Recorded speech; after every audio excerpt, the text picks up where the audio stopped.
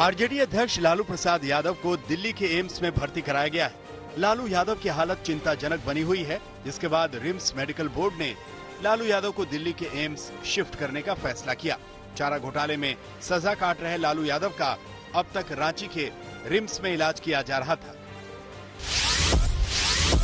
कांग्रेस नेता राहुल गांधी ने तमिलनाडु में चुनावी प्रचार का आगाज कर दिया है। कोयम्बटूर पहुंचे राहुल गांधी ने रोड शो किया और पार्टी कार्यकर्ताओं से मुलाकात की। इसके बाद राहुल तिरुपुर पहुंचे, जहां वो छोटे कारोबारियों और इंडस्ट्री में काम करने वाले मजदूरों से मिले। तमिलनाडु के बाद राहुल गांधी 27 और 28 जनवरी को केरल के दौरे पर जाएंगे। तमिलनाडु के दौरे पर पहुंचे कांग्रेस के पूर्व अध्यक्ष राहुल गांधी ने कांग्रेस के सत्ता में आने पर जीएसटी में बदलाव का भरोसा दिया। राहुल गांधी ने कहा, केंद्र में उनकी पार्टी की सरकार बनने पर जीएसटी को फिर से नया रूप दिया जाएगा। राहुल ने कहा, हम आपको ऐसा जीएसटी देंगे जिसमें सिर्फ एक टैक्स होगा और वो कम से कम होगा। शिवसेना के संस्थापक बाला साहेब ठाकरे की जयंती पर मुंबई के फोर्ट एरिया में उनकी प्रतिमा का अनावरण किया गया। महाराष्ट्र के सीएम उद्धव ठाकरे ने बाला साहेब की प्रतिमा का अनावरण किया। इस मौके पर महाराष्ट्र के पूर्व सीएम देवेंद्र फडणवीस, एनसीपी प्रमुख शरद पवार, एमएनएस अध्यक्ष राज ठाकरे समेत तमाम बड़े नेता मौजूद थे। राम मंदिर निर्माण के चंदे के लिए दिल्ली बीजेपी अभियान चलाएगी। इस फरवरी से दिल्ली में सभी इलाकों में यह अभियान चलाया जाएगा।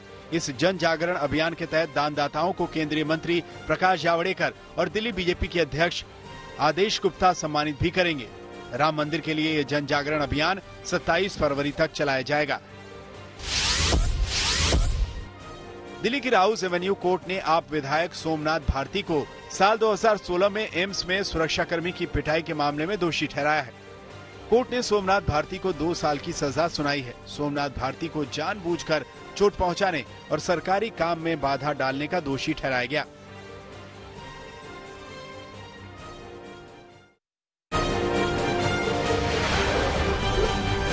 किसान संगठन आज 26 जनवरी को होने वाली ट्रैक्टर परेड के रूट की पुलिस को जानकारी देंगे। कल हुई बैठक में पुलिस की ओर से ट्रैक्टर परेड की इजाजत देने की बात कही गई थी, लेकिन पुलिस ने कहा कि किसानों को पहले परेड के रूट की जानकारी देनी होगी, जिसके बाद वो आगे का फैसला करेंगे।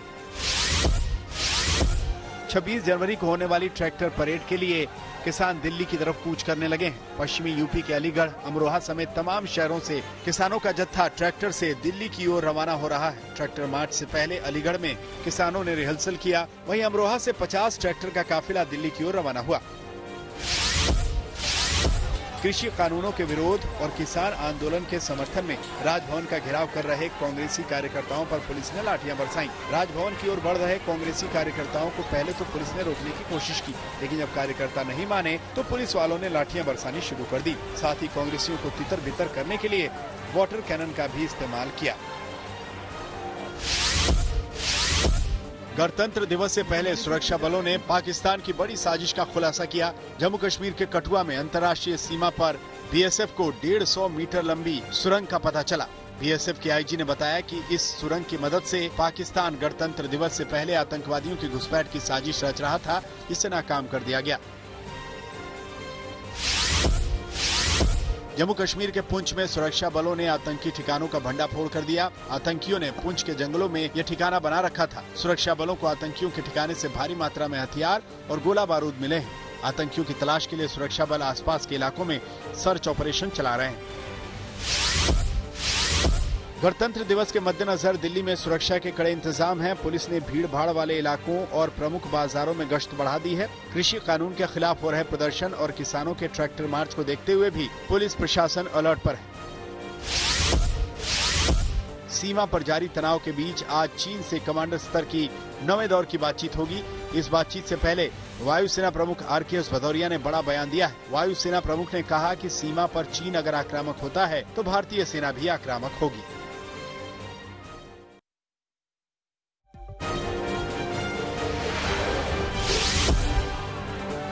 पश्चिम बंगाल में नेताजी पर जारी सियासी घमासान में अब जय श्री राम की एंट्री हो चुकी है।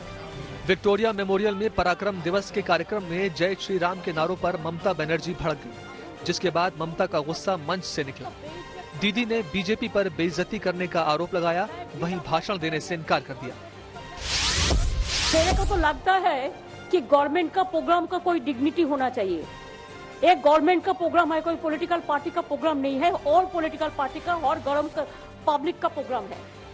मैं तो आभारी हूँ प्रधानमंत्री जी का, कल्चरल मिनिस्ट्री का, कि आप लोगों ने कोलकाता में प्रोग्राम बनाया, लेकिन किसी को आमंत्रण करके, निमंत्रित करके उसको बेइज्जत करना ये आपको शोभा नहीं देता है। मैं फिर आप लोगों को कहेंगे, यही on protest of that I am not telling anything. जय हिंद, जय बांग्ला। ममता के गुस्से को लेकर बीजेपी ने पलटवार किया। बीजेपी नेताओं ने ममता के गुस्से को जय श्री राम से जोड़ा। कैलाश विजयवर्गीय ने कहा कि आखिर जय श्री राम से ममता का अपमान कैसे हो गया।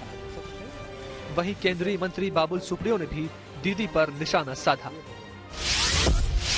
देश के प्रोटोकॉल में ऐसा लिखा हुआ है कि जय श्री राम का नारा नहीं लगना चाहिए भारत शासन के कार्यक्रम में। ऐसा कुछ है क्या भाई? जय श्री राम का नारा अगर लगाते हैं कोई नौजवान, और 4, 5, 6 नौजवान थे, हजारों की संख्या में लोग आए थे, 4-5 कार्यकर्ताओं ने जय श्री राम बोल दिया, उसमें नाराज होने की कोई बात नहीं थी। सिर्फ उनको अपना राजनीतिक एजेंडा सेट करना था, उन्होंने कर लिया। पर इस मंच में किया, इस बात का मुझे दुख है और मैं उनके इस कृत्य की निंदा करता हूँ।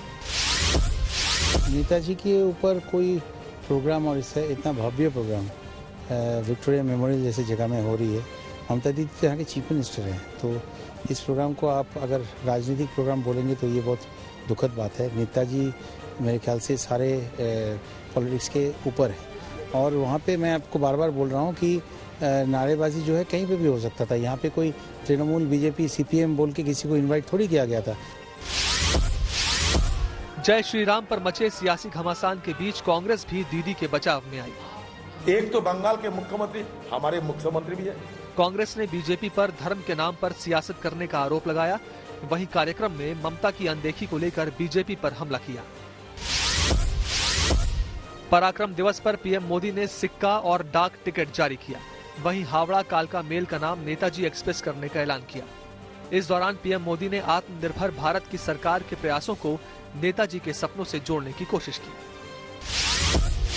हावड़ा से चलने वाली ट्रेन हावड़ा कालका मेल का भी नाम अब नेताजी एक्सप्रेस कर दिया गया है।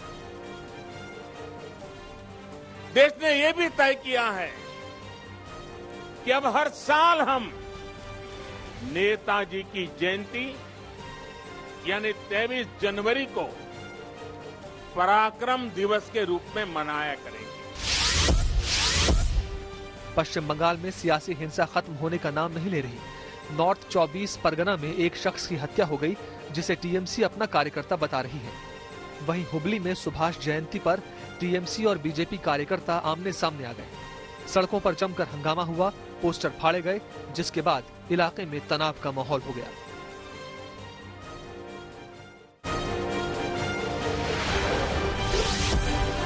वाराणसी में जमीन विवाद में कई राउंड फायरिंग हुई।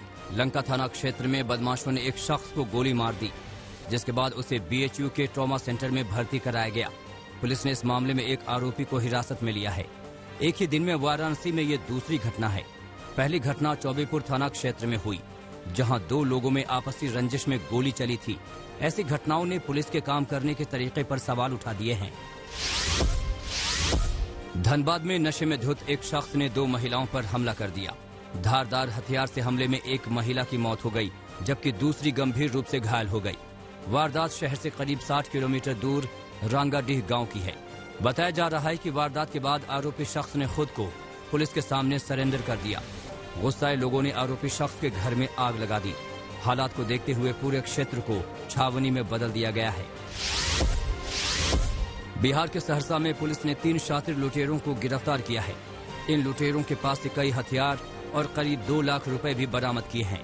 पुलिस ने बदमाशों से पिस्तौल, 3 कारतूस, 1 मैगजीन, 1 चाकू, 2 बाइक और 4 मोबाइल जब्त किए हैं। पुलिस के मुताबिक इन लुटेरों के खिलाफ सदर थाना में पहले ही मामले दर्ज हैं। यूपी के चित्रकूट में डबल मर्डर की गुत्थी सुलझ गई है। पुलिस ने आरोपी राकेश कोल को गिरफ्तार किया है। आरोपियों ने युवती और उसके भांजे की हत्या कर दी थी। हत्या को अंजाम देने वाला मृतका के जीजा का भाई राकेश ही है। एक तरफा प्यार में सनकी राकेश ने डबल मर्डर किया। पुलिस ने घटना में इस्तेमाल कुल्हाड़ी भी जब्त कर ली है। बाराबंकी में महिला को जलाकर मारने के मामले में पुलिस ने अहम खुलासा किया। पुलिस ने 5 लोगों को गिरफ्तार किया है। पुलिस के मुताबिक विवाहिता को डंडे से घायल करने के बाद उसे आग लगाकर मार डाला गया। 2 लाख रुपए के लालच में मृतका की जेठानी के भाई ने हत्या की। घटना रामनगर क्षेत्र की है। भिवानी में बदमाशों के आगे खाकी भी लाचार नजर आ रही है। बदमाशों ने कार ड्राइवर की गोली मारकर हत्या कर दी। वारदात से पहले बदमाशों ने ड्राइवर की कार किराए पर ली थी। ड्राइवर की हत्या के बाद परिवार वालों ने रोड जाम कर दिया। पुलिस ने आरोपियों की जल्द गिरफ्तारी का वादा करके जाम खुलवाया।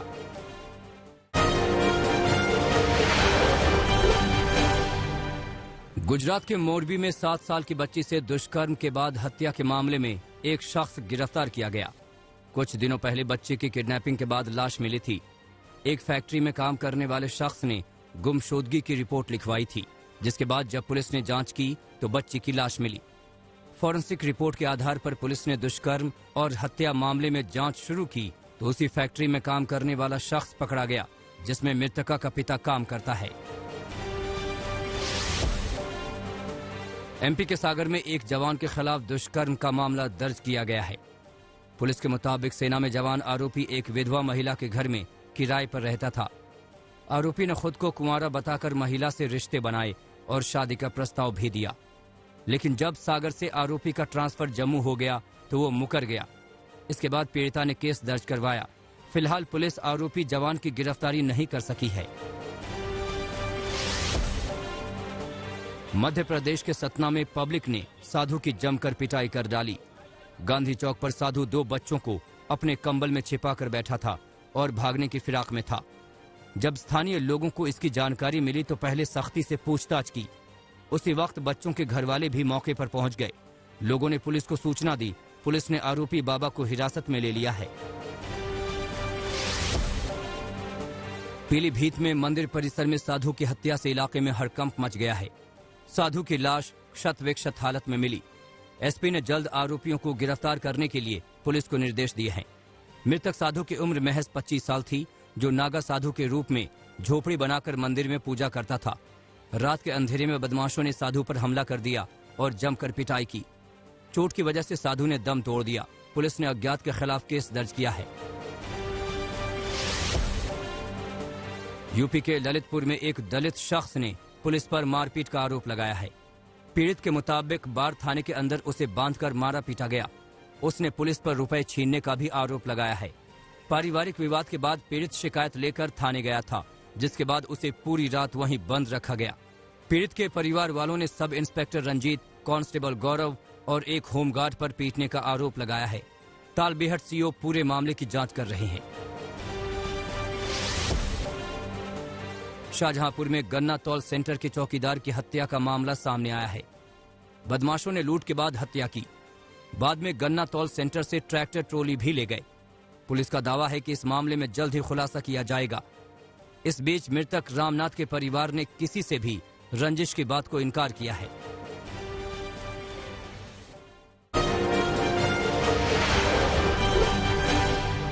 अमेरिका में घरेलू उग्रवाद को लेकर राष्ट्रपति जो बाइडेन ने सख्ती दिखाई है। कैपिटल हिल में हुई हिंसा की जांच और पुरानी सभी हिंसाओं की जांच के लिए एजेंसी बनाई गई। अमेरिका के विदेश मंत्रालय ने वैश्विक महामारी के दौरान भारत की भूमिका की सराहना की। साथ ही अपने ट्वीट में भारत को अपना सच्चा मित्र बताया।